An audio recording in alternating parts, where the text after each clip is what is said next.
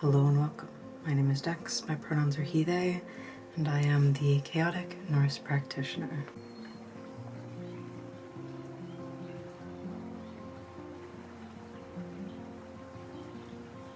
Today's video is a review of the Pagan Portals book on Loki by, and I'm sorry if I'm not pronouncing this right, Dagulf Loptson.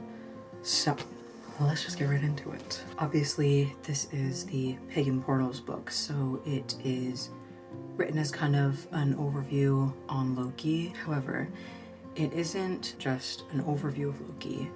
It is a step-by-step guide on creating like an actual practice with him.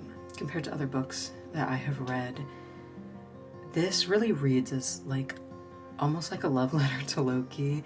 You can feel how much the author loves and is devoted to Loki. Each chapter talks about a different myth of Loki and also kind of dives into kennings, bynames, or heiti of Loki. A complicated thing in probably other pagan religions as well, but in the Norse tradition, not just for Loki, but from what I have researched for pretty much any of the gods in the Norse tradition, there are many heiti, kennings, or bynames that are believed to be pointing towards a certain god. There isn't 100% definitive proof of this. It is more like using a lot of different context. I mean, that's kind of how everything in the Norse tradition is generally, because we just don't have as much information as some others do. But I specifically really liked the way that the author went about talking about them. The author really went into their interpretation and like why they use this as a heiti, kenning, or byname of Loki. I do personally really like to see the background information. Why is this what it is? Why is this the name? What characteristic of Loki, in this case, does it point to? Does it highlight? I feel like even just that, not even getting into all of the other parts of this book, even just seeing the different bynames and seeing kind of context for that, I, even just from that, felt much closer to Loki in a lot of ways. I feel like I already saw a lot of depth, but it just went deeper. Awful. Wish I didn't say that. But like I said, it is really a step-by-step guide on creating an actual practice with Loki, and to that effect, not only is there a lot of bynames that are included, and the author goes like deep into the different myths and stories that Loki features in, but also there is a ritual for each chapter. I really fuck with that. I thought it was so helpful. Usually I don't really like rituals that are in books, but to be fair, most of the occult books that I've read were not Norse, pagan, or heathen. They were just like witchcraft books, and I kind of hated all of them. So that might be part of it. But also the way that the author wrote them and had them set up was just very beautiful to me, and I really liked it. So yeah, there is a bunch of different ones. Making a Loki candle, making Loki incense, and a cleansing ritual with that one.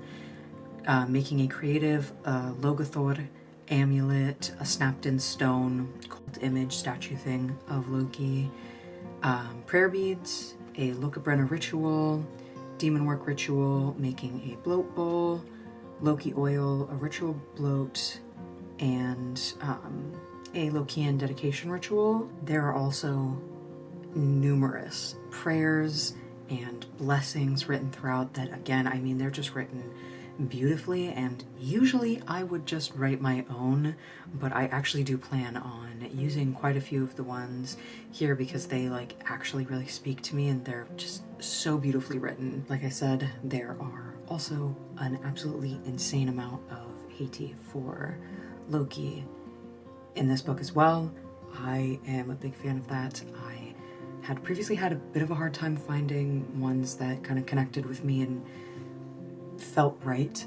So I mean, I found like 2 pages worth. I wrote down 2 pages worth of Haiti from this book. So, I mean, that's quite a lot. There is also 9 Lokian virtues that the author writes out. Obviously, this is not historical. It is not traditional. It is the author's interpretation and understanding of Loki and Loki's nature and characteristics and how to live like Loki and honor Loki, basically. I really like them. I think they're fantastic. I plan on doing some art on them soon, hopefully. I want to either keep it up like on the wall next to my desk or set it on Loki's altar. We'll see what happens with that. I really love that the author includes Sigyn, Loki's wife, in multiple rituals and blessings and prayers, and also talks about her a bit specifically in regards to the ritual of creating the bloat bowl and then the ritual bloat. I really love that there is a little bit of information on her because I haven't found a whole lot. I hope to find more on her soon, but the author also goes into not a ton of detail or a ton of stuff, but into Loki's other kin, specifically his children, Jormungandr, Fenrir, Hel, and Sleipnir, and also a mention of Narvi and Narfi. This is undoubtedly my favorite occult book I've ever read up until this point.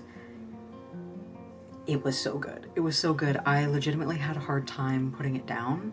I just wanted to keep reading and reading and reading. It honestly touched my heart. Like, I felt it felt special to be able to read it. I really loved this book and I am very happy that I read it. I mean, it has really changed my practice.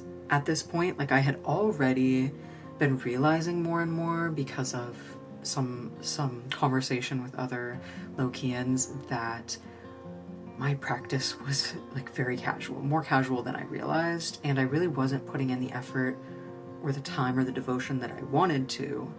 So I had already kind of realized that, but reading this book, I was like, oh, I have really not been doing much. Like, I am like I want to do more. Not like, it's not a feeling of needing to do more, but reading this book and going through all of the rituals and, you know, seeing this devotion and love really like inspired me to want to do that myself more and more. So I've already done a couple of the things. I made prayer beads, but actually before I read the part where there was prayer beads, I had already made them. Recently I made an oil for Loki. I did change it very heavily. I don't even know if I included anything that was in like their recipe for the oil, but I just kind of sat with Loki and was like, what about this? What about this? What about this? With things that I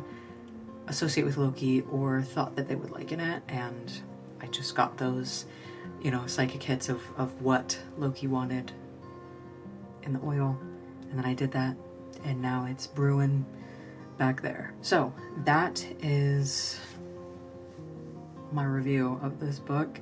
If you couldn't tell, 10 out of 10, 100 out of 10. I absolutely recommend this book. If you are at the beginning of your practice with Loki and you feel like you're kind of stumbling around and you need some guidance, this is a great book for you. I am 5 years into my practice with Loki and I found an insane amount of wisdom and things that have really changed my life and my practice in this book. So whether you're at the beginning or if you're a seasoned Lokian, I really recommend this. I think that it's a great resource for anyone who loves Loki or wants to learn more about Loki. So, hail Loki, and I hope that you enjoyed the video. If you did, please leave a like, comment, and subscribe if you'd like to see or hear more from me in the future. Until then, stay crafty and stay kind.